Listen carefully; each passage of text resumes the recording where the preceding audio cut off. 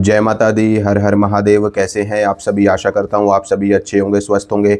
माता रानी आप सभी की मनोकामना पूरी करे, आप सभी के घर में महामाई सुख शांति बनाए रखे। आज की वीडियो बहुत ही इंटरेस्टिंग वीडियो है और सबसे ज़्यादा डिमांडेबल वीडियो है, क्योंकि इस साधना के ऊपर लोगों ने सबसे ज़्यादा मुझसे प्रश्न पूछे हैं और सबसे ज़्यादा लोगों ने इस साधना के बारे में मुझसे जानकारी मांगी है। आज की जो साधना मैं आपको बताने वाला हूँ वो है कामेश्वरी यक्षिणी की। जी हाँ, 8 यक्षिणियाँ मुख्य मानी जाती हैं और उन 8 यक्षिणियों में एक यक्षिणी कामेश्वरी यक्षिणी मानी जाती है। तो कामेश्वरी यक्षिणी के बारे में पूरी जानकारी मैं आपको इस वीडियो में दूंगा। इसकी साधना की विधि बताऊंगा और ये भी बताऊंगा कि आप कामेश्वरी यक्षिणी को सिद्ध करके क्या क्या प्राप्त कर सकते हैं और किस रूप में इसे आपको सिद्ध करना चाहिए और किसे इसकी साधना नहीं करनी चाहिए। चलिए शुरू करते हैं। सबसे पहले मैं आपको कामेश्वरी यक्षिणी के बारे में जानकारी देता हूं और कामेश्वरी यक्षिणी के बारे में जानकारी देने से पहले मैं आपको यक्षिणियों के बारे में जानकारी देता हूं कि वास्तव में यक्षिणियां होती कौन है और इनका मनुष्यों से क्या संबंध है, इस ब्रह्मांड में इनका क्या कार्य होता है और इनकी उत्पत्ति किस उद्देश्य हेतु हुई है। तो सबसे पहले चर्चा करते हैं कि यक्षिणियों की उत्पत्ति कैसे हुई, कहाँ से हुई और उत्पत्ति होने के बाद में इनको क्या कार्य प्राप्त हुआ। तो यक्षिणियों की उत्पत्ति माता पार्वती से मानी जाती है। जब माता पार्वती भगवान शिव की तपस्या कर रही थी, भगवान शिव को पति के रूप में पाने के लिए भगवान शिव समाधिस्थ थे और देवताओं के आग्रह पर कामदेव को उस स्थान पर भेजा गया जहां पर भगवान शिव भी समाधिस्थ थे और माता पार्वती भी समाधिस्थ थी। यानी कि दोनों तपस्या कर रहे थे। भगवान शिव स्वयं परब्रह्म परमात्मा है, वो अपनी साधना में लीन थे और माता पार्वती भगवान शिव को पाने के लिए पति के रूप में साधना में लीन थी। तो कामदेव ने जब देखा कि भगवान शिव भी साधना में है, माता पार्वती भी साधना में है, वैसे तो देवताओं ने कामदेव को भगवान शिव की तपस्या भंग करने के लिए भेजा था, लेकिन कामदेव के मन में एक विचार आया कि भगवान शिव के साथ साथ माता पार्वती को भी एक काम बाण मारा जाए, जिसके बाद में माता पार्वती के मन में भगवान शिव को पाने की और भी ज़्यादा इच्छा जागृत हो जाएगी और वो और भी ज़्यादा मेहनत करेंगी और भी ज़्यादा तप करेंगी भगवान शिव को पाने के लिए। हालांकि माता पार्वती की तपस्या कोई आम तपस्या नहीं थी, वैसी तपस्या तो कोई कर भी नहीं सकता, ठीक है। तो उन्होंने एक बाण भगवान शिव को मारा और एक बाण माता पार्वती को मारा। जब माता पार्वती को कामदेव ने बाण मारा, उससे माता पार्वती के शरीर में ऊर्जा जागृत हो गई और उस ऊर्जा के प्रभाव से माता पार्वती को पसीना आना शुरू हो गया और उस पसीने की बूंदों से यक्षिणियों की उत्पत्ति हुई। यक्षिणियों की उत्पत्ति होने के बाद में जितनी भी यक्षिणियाँ थी वो सभी की सभी यक्षिणियाँ कुबेर देवता की शरण में चली गई, क्योंकि जो कुबेर देवता है वो भी यक्षराज माने जाते हैं और यक्षराज का जो निवास स्थान है वो है अलकापुरी, यानी कि कैलाश पर्वत के पास में अलकापुरी नामक एक जगह है जो कि सूक्ष्म में है, स्थूल में नहीं है, सूक्ष्म में है। वहाँ पे यक्षिणियों का, यक्षों का, कुबेर देवता का निवास स्थान है, क्योंकि जो कुबेर देवता है वो भगवान शिव को अपना इष्ट मानते हैं और भगवान शिव की तपस्या करने के बाद ही उनको धन का संरक्षण और धन का देवता कहा जाने लगा, ठीक है। तो यक्षिणियों की उत्पत्ति आपको समझ में आई। अब यक्षिणियों की संख्या बहुत बहुत मानी जाती है, यानी कि इनकी संख्या अनगिनत है। मुख्य मुख्य 36 भी बताई जाती हैं, कहीं कहीं पर शास्त्रों में 108 यक्षिणियों का भी उल्लेख है, लेकिन इन सभी यक्षिणियों में मुख्य यक्षिणियाँ 8 हैं, यानी कि 8 यानी कि अष्ट यक्षिणी। अष्ट यक्षिणी के बारे में आपको बता देता हूँ। देखिए, यक्षिणियों का कार्य क्या होता है। यक्षिणियों को जो जिम्मेदारी प्राप्त है वो माता की सेवा करना, भगवान की सेवा करना और इस प्रकृति की रक्षा करना। इसीलिए यक्षिणियाँ अक्सर आपको पर्वतों में, जंगलों में, नदी के तट पे, गुप्त स्थान पे, गुफाओं में, कंदराओं में या फिर एकांत में आपको ये मिल जाती हैं विचरण करती हुई। जो साधु संत महात्मा होते हैं, सिद्ध होते हैं, वो अक्सर जंगलों में ही जाते हैं तपस्या करने के लिए। तो कई बार ऐसा देखा गया है कि साधु संतों के संपर्क में यक्षिणियाँ बिना किसी साधना के भी आ जाती है, क्योंकि इनका वास जंगलों में, वृक्षों में माना जाता है, वनस्पतियों में माना जाता है, पेड़ पौधों की जड़ों में इनका वास माना जाता है। इसीलिए कहा जाता है कि वृक्षों को काटना नहीं चाहिए, वृक्षों को नुकसान नहीं पहुंचाना चाहिए, क्योंकि उसके अंदर दैवीय ऊर्जा विद्यमान होती है और वो ऊर्जा आपका विनाश भी कर सकती है और आपका कल्याण भी कर सकती है, ठीक है। तो यक्षिणियों में 8 यक्षिणियाँ मुख्य बताई गई है, जिनमें सुरसुंदरी है, अनुरागिनी है, मनोहारिणी है, नटी है, कामेश्वरी है, पद्मिनी है, ठीक है। तो लगभग लगभग सभी यक्षिणियों की साधना मैं अपने चैनल पर दे चुका हूँ। आज मैं आपको कामेश्वरी यक्षिणी के बारे में जानकारी देने वाला हूँ। कामेश्वरी यक्षिणी का कार्य क्या होता है? देखो, जिस प्रकार से आप समझेंगे कामेश्वरी यक्षिणी, यानी कि यह काम की अधिष्ठात्री देवी है। काम का मतलब वासना से संबंध नहीं है इसका। आप कामेश्वरी से समझ करके ये ना समझे कि ये संभोग करने वाली देवी है, नहीं। कामेश्वरी का मतलब होता है कि सकल कामनाओं को पूरा करने वाली देवी, यानी कि ईश्वरी, जो सभी कामनाओं को पूरा करने में सक्षम है, उसको कहते हैं कामेश्वरी। ठीक है। और यक्षिणी से संबंध है, अर्थात यक्ष जाति से जो देवी आती है उसे यक्षिणी कहते हैं, तो इसलिए इसको कामेश्वरी यक्षिणी कहा जाता है।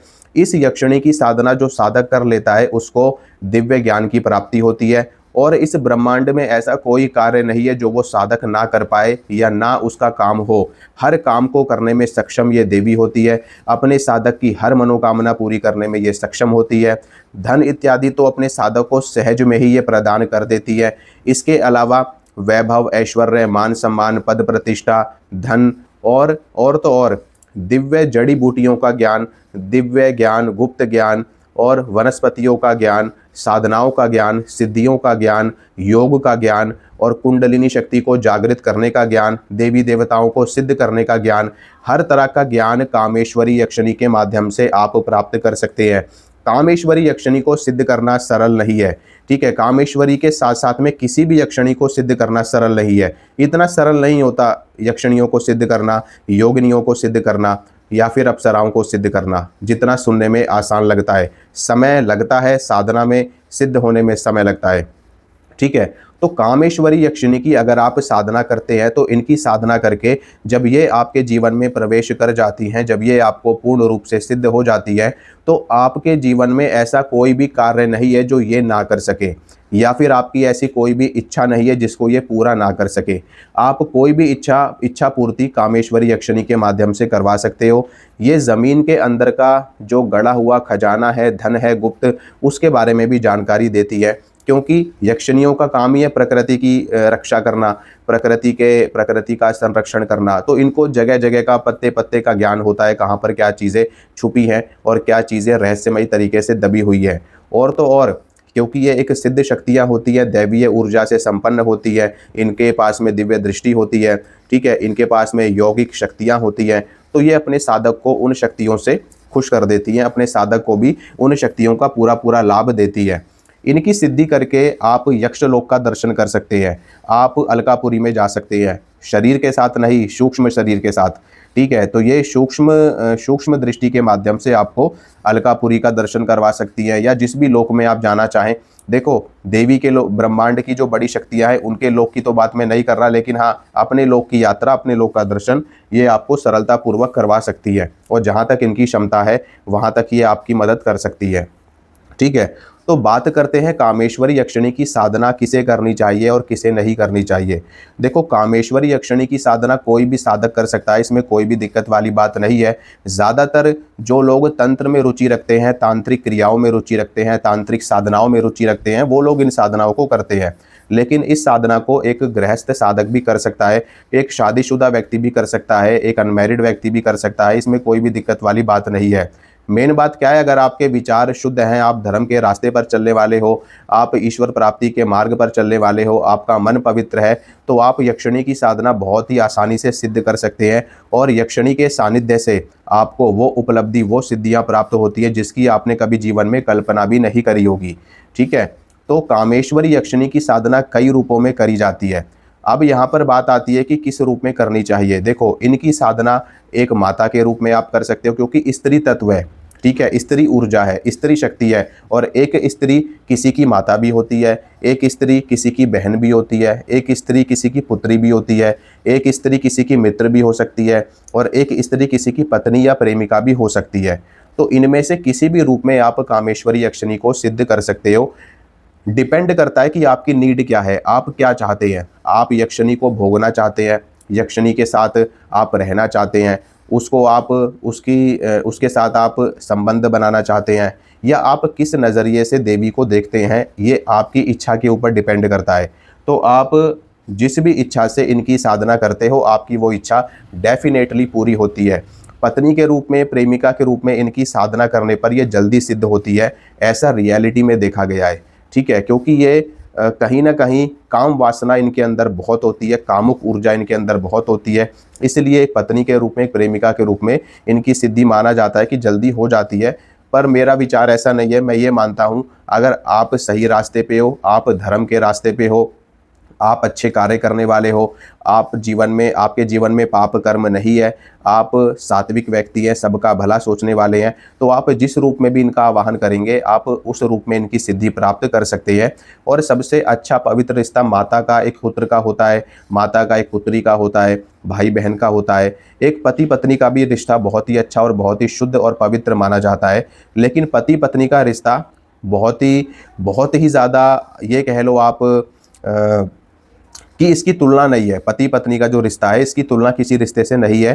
क्योंकि जब एक स्त्री किसी के जीवन में आती है, उसकी पत्नी बन जाती है, उसकी अर्धांगिनी बन जाती है, तो उसके जीवन पर अधिकार हो जाता है उस स्त्री का।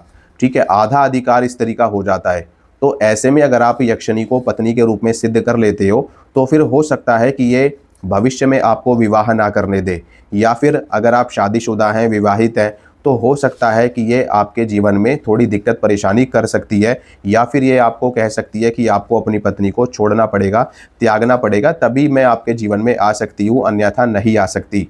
तो इस तरह की शर्तें वो आपके सामने रख सकती है। अब ये डिपेंड भी करता है कि जब वो आपके सामने प्रत्यक्ष होगी, वो किस तरह की शर्तें आपके सामने रखेगी या क्या चीज़ें आपको कहेगी। बाकी तो किसी भी रूप में आप इनकी साधना कर लो, कोई दिक्कत वाली बात है ही नहीं। ठीक है, एक माध्यम और होता है इनकी साधना करने का, वो है स्वतंत्र रूप से, यानी कि बिना किसी रूप के आप इनकी साधना करो। ये आपके सामने प्रत्यक्ष हो जाएंगी, आपके सामने खड़ी हो जाएंगी और आपसे आपकी इच्छा पूछेंगी कि आपकी क्या इच्छा है। तो आप अपनी इच्छा बोल दो, ये आपकी वो इच्छा पूरी कर देंगी। उसके बाद में ये अपने स्थान पर चली जाएंगी। लेकिन अगर आप आजीवन इनको अपने साथ में रखना चाहते हो, तो फिर किसी न किसी रूप में आपको इनको स्वीकारना होता है अपने जीवन में।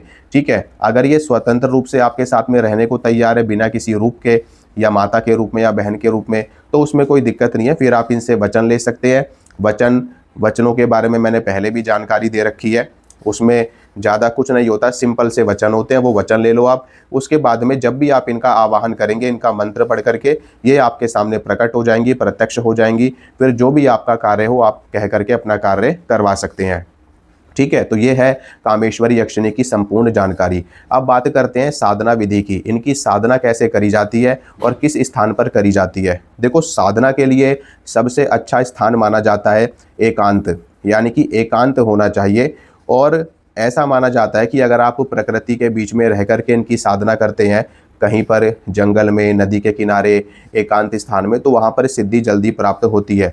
लेकिन अगर आप अपने घर में, अपने कमरे में भी इनकी साधना करते हैं एकांत रूप से, उसमें कोई आए ना, कोई जाए ना, केवल आप बैठ करके साधना करेंगे, तो वहाँ पर भी यक्षिणी आपके सामने प्रत्यक्ष हो जाती हैं और आपको सिद्ध हो जाती है।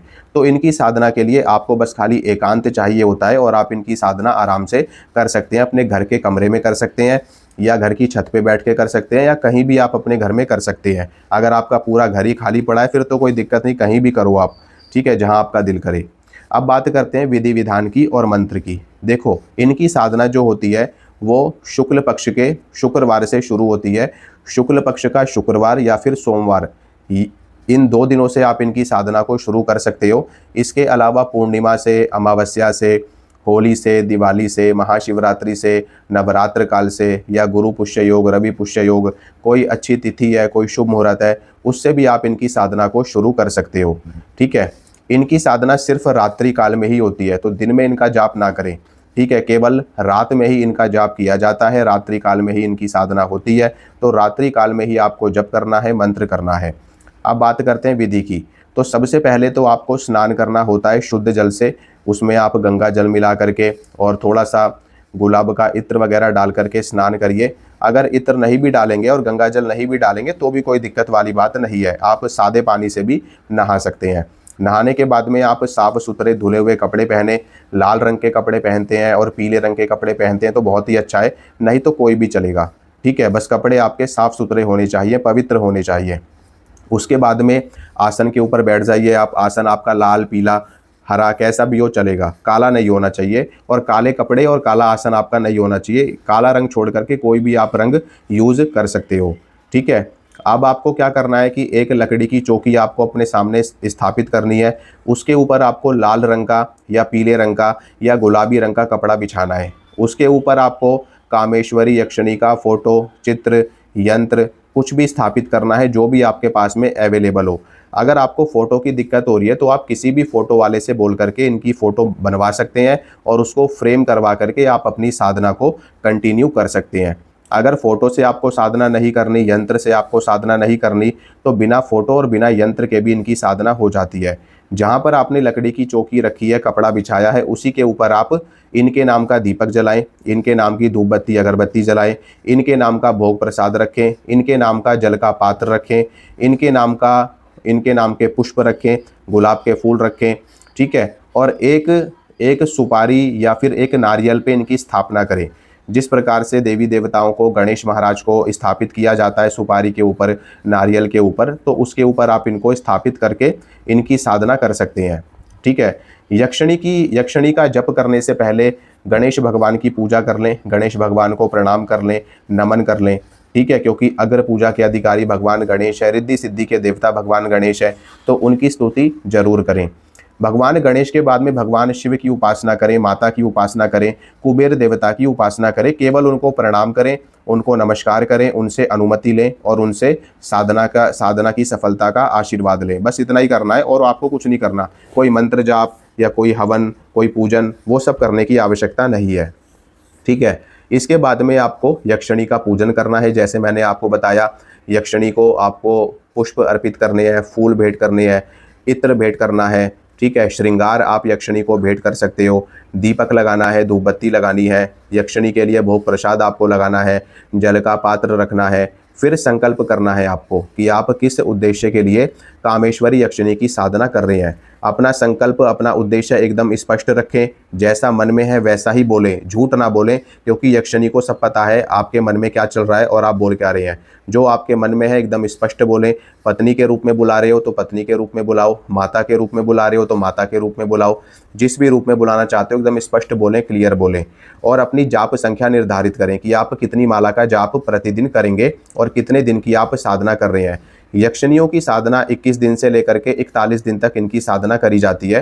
कहीं कहीं पर 11 दिन भी साधना लोग करते हैं, ठीक है, लेकिन 11 दिन में सफलता नहीं मिलती, ठीक है। साधना लंबे समय तक करनी पड़ती है, तो आप कम से कम 21 दिन का संकल्प तो जरूर लें। और अगर आपके पास में समय है तो आप 21 दिन से लेकर के 41 डेज यानी कि 41 दिन तक का संकल्प लें, तो आपकी सिद्धि के चांस बढ़ जाते हैं। संकल्प लेने के बाद में आपको माला चाहिए। माला कौन सी? स्फटिक की माला। स्फटिक की माला इनकी साधना में सबसे अच्छी मानी जाती है। अगर स्फटिक की माला का अभाव है, आप नहीं ले सकते, तो रुद्राक्ष की माला से भी आप इनके मंत्रों का जप कर सकते हैं, कोई भी दिक्कत वाली बात नहीं है। अब रुद्राक्ष की माला लेकर के यक्षिणी के मंत्र का जप करें। मंत्र मैं आपको बता रहा हूँ और मंत्र बताने के बाद में आपको इनकी मैं कुछ गुप्त चीज़ें और बताऊँगा, ठीक है, कुछ नियम बताऊँगा और कुछ चीज़ें और बताऊँगा जिससे आपको सफलता जल्दी प्राप्त हो, ठीक है। सबसे पहले मंत्र सुनिए। मंत्र इस प्रकार है: ओम ह्रीम आगच्छ आगच्छ कामेश्वरी स्वाहा।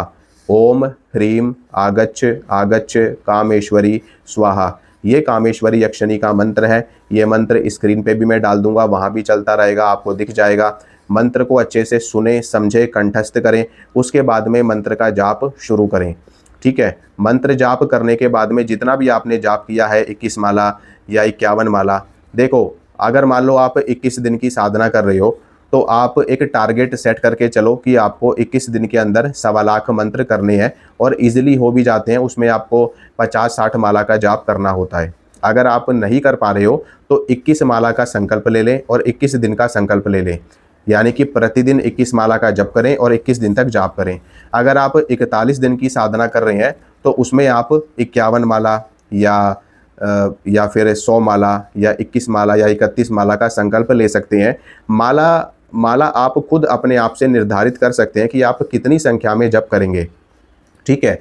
वो जिस संख्या पर सिद्ध होगी वो उस संख्या पर आती है, या फिर वो आपके भाव देख करके, आपके हृदय की पवित्रता देख करके जल्दी भी आ सकती है और समय भी लगा सकती है। और ये भी हो सकता है कि वो अभी आपकी और परीक्षा ले, उसके बाद में आपको सिद्ध हो, ठीक है। कुछ कहा नहीं जा सकता इसके बारे में। ठीक है, तो आप अपना साधना करिए। साधना जाप करने के बाद में जितना भी आपने जाप किया है वो सारा जाप आप यक्षिणी को अर्पित कर दो। यानी कि 21 माला 31 माला जितनी भी आपने करी है कि मैंने जितना भी जाप किया है देवी, ये मैं आपको ही समर्पित करता हूँ, इसे आप ग्रहण करें और मुझे सिद्धि प्रदान करें। इस तरीके से प्रार्थना करके आपकी साधना कंप्लीट हो जाती है। फिर आप साधना से उठ जाइए और अपने आसन को प्रणाम करिए, धरती माता को प्रणाम करिए, यक्षिणी देवी को प्रणाम करिए, अपनी गलतियों के लिए क्षमा मांगिए, आपकी साधना पूरी। बस इतना ही आपको करना होता है। अब बात करते हैं हवन की। हवन का भी बड़ा महत्व बताया गया है साधना के अंदर। अगर आप हवन करते हैं तो आपकी साधना कई गुना बढ़ जाती है, यानी कि साधना का प्रभाव बढ़ जाता है। तो उसके लिए आपको क्या करना है कि जितना भी आप जाप कर रहे हो उसका 10% आप हवन भी करते रहो प्रतिदिन। जैसे कि मान लो आपने 21 माला का जप किया है तो 21 का दशांश यानी कि 2 माला या 3 माला का हवन कर लो। अगर कुछ भी नहीं कर सकते तो 108 बार हवन कर लो, तो भी पर्याप्त है, तो भी काफ़ी है। ठीक है, तो आप इस तरीके से साधना करिए और धीरे धीरे करके आपको अनुभव होने शुरू हो जाएंगे। आपको कई तरह की चीज़ें महसूस होंगी, कई गतिविधियां अपने आसपास में महसूस होंगी, कुछ चीज़ें आपको और भी ज़्यादा दिखेंगी। कोई परछाई दिख सकती है, पायलों की आवाज़, चूड़ियों की आवाज़, बोलचाल की आवाज़, बात करने की आवाज़, खुशबू आ सकती है। कई तरह के अनुभव आपको होंगे। अपने अनुभव आप किसी से भी शेयर ना करें, सिर्फ अपने गुरु से बताएं या जिससे आपने साधना ली है उसको बताएं, यानी कि अपने प्रेम गुरु को, अपने गुरु को, जिसको भी आप मानते हो उसको बताएं। ठीक है, धीरे धीरे करके अनुभव बढ़ते चले जाएंगे और आपको यक्षिणी का दर्शन होना शुरू हो जाएगा। और एक समय ऐसा आएगा साधना के प्रभाव से, आपके तप से यक्षिणी आपके सामने प्रत्यक्ष हो जाएगी। जब वो आपके सामने आएगी तो आपको डरना नहीं है, घबराना नहीं है, क्योंकि बहुत से साधक डर जाते हैं, घबरा जाते हैं, दिल कमज़ोर होता है उनका। अगर आप साधना में डर गए, घबरा गए तो आपकी साधना खंडित हो जाती है और यक्षिणी चली जाएगी, फिर दोबारा आपके पास में नहीं आएगी। तो आपको डरना नहीं है, अपना आसन आपको नहीं छोड़ना। अपने आसन पर ही बैठे बैठे आपको बात करनी है। वो आपसे पूछेगी कि आपने मेरा आवाहन क्यों किया है। वो बहुत ही सुंदर होती है, बहुत ही दिव्य होती है, इतनी सुंदर, इतनी दिव्य होती है कि आप जब उसको देखोगे तो देखते ही रह जाओगे। ऐसी स्त्री आपने अपने जीवन में कभी नहीं देखी होगी शायद। ऐसा उसका रूप, ऐसा तेज, ऐसा सौंदर्य होता है। ठीक है, तो आप अपने ऊपर भी कंट्रोल रखें, अपने ऊपर भी नियंत्रण रखें। उसके सौंदर्य को देखते देखते आप खो ना जाएं। ठीक है, कि आप क्या बोल रहे हैं ऐसा ना हो, या फिर आपके मन में काम वासना ना जागृत होने लगे उसको देख करके। ये आपकी परीक्षा होती है। जब तक आपके वचन पूरे ना हो जाए, जब तक आपकी बात सारी स्पष्ट क्लियर ना हो जाए, तब तक यक्षिणी के लिए मन में आपके कोई भी गलत विचार नहीं आना चाहिए। नहीं तो आपकी सिद्धि खंडित हो जाएगी और यक्षिणी चली जाएगी और दोबारा से आपके जीवन में कभी भी नहीं आएगी। ठीक है, अगर आपने उसको पत्नी के रूप में स्वीकार किया है तब तो कोई दिक्कत वाली बात नहीं है, तब तो आप उसको किसी भी नज़र से देखें, कोई भी आपको परेशानी नहीं आएगी, क्योंकि आपने उसको पत्नी ही स्वीकार कर लिया या प्रेमिका ही स्वीकार कर लिया। ठीक है, लेकिन अगर आपने उसको माता के रूप में स्वीकार किया है, बहन के रूप में स्वीकार किया है, तो आपके मन में गलत विचार नहीं आना चाहिए। इस चीज़ का आप ध्यान रखना। अगर गलत विचार आया तो यक्षिणी आपको दंडित कर सकती है, आपको आपकी सिद्धि खराब कर सकती है, आपको आपका त्याग कर सकती है, या सदा सदा के लिए वो चली जाएगी और आपकी साधना खंडित हो जाएगी। ठीक है, तो सोच समझ के ही स्वरूप निर्धारित करें और सोच विचार के ही साधना करें। और सबसे ज़रूरी बात, बिना गुरु के साधना तो कतई ना करें, नहीं तो आपको लेने के देने भी पड़ सकते हैं। अगर आपको यक्षिणी की साधना करनी है तो आप मेरे मार्गदर्शन में साधना कर सकते हैं। मैं सरलतापूर्वक आपको साधना सिद्ध करवा दूंगा। जिसको भी साधना करनी है यक्षिणी की, योगिनी की, अप्सराओं की, देवी देवताओं की, वो लोग मुझे व्हाट्सएप कर सकते हैं मेरे मोबाइल नंबर पे। ठीक है, अब बात करते हैं कि साधना में नियम क्या रहेंगे। देखिए, कुछ नियम कॉमन होते हैं जो हर साधना में लागू होते हैं, जैसे कि ब्रह्मचर्य का पालन करना। अखंड ब्रह्मचर्य का पालन आपको करते हुए ये साधना करनी है। ब्रह्मचर्य का पालन आप करोगे, ज़मीन पे आप सोओगे, बगैर प्याज लहसुन का आप खाना खाओगे। ठीक है, और मन में कोई भी विकार, गलत विचार, गलत काम के विचार, अंडा मीट मछली किसी भी तरह के विचार आपके मन में नहीं आने चाहिए। बाहर का भी आपको कुछ भी खाना पीना नहीं है, किसी के हाथ का दिया हुआ नहीं खाना, किसी के घर का खाना नहीं खाना, किसी के मरे गिरे का खाना नहीं खाना। ठीक है, किसी के घर का पानी तक आपको नहीं पीना है जब तक आपकी साधना चलेगी। अगर आप इन नियमों से साधना करते हैं तो मैं आपको गारंटी देता हूँ आपको सफलता मिल जाएगी, सिद्धि मिल जाएगी, और नहीं तो फिर राम जाने। ठीक है, आपको मिलती है सफलता या नहीं मिलती, ठीक है। लेकिन गुरु ज़रूर होना चाहिए, बिना गुरु के साधना मत करना, नहीं तो दिक्कत में पड़ जाओगे, ठीक है। मंत्र आपको मैंने बता दिया, साधना का विधि विधान नियम आपको बता दिया, आप इस साधना को करिए। माता रानी के आशीर्वाद से, भगवान शिव भोलेनाथ की कृपा से आपको यक्षिणी की सिद्धि हो जाएगी। फिर उसके बाद में आपके जीवन में कोई भी दिक्कत परेशानी कभी भी नहीं आएगी, क्योंकि ये भूत भविष्य वर्तमान तक बताने में सक्षम होती है। ये आपको सब चीज़ें पहले ही बता देगी, आपके पास में कौन आने वाला है, कौन आपसे मिलने वाला है, सामने वाला व्यक्ति क्या चाहता है, क्या इसके मन में चल रहा है, हर चीज़ की जानकारी यक्षिणी दे देती है अपने साधक को पहले ही, ठीक है। माता रानी आप सभी की मनोकामना पूरी करे, आप सभी के घर में सुख शांति करे। जय माता दी, हर हर महादेव, खुश रहे।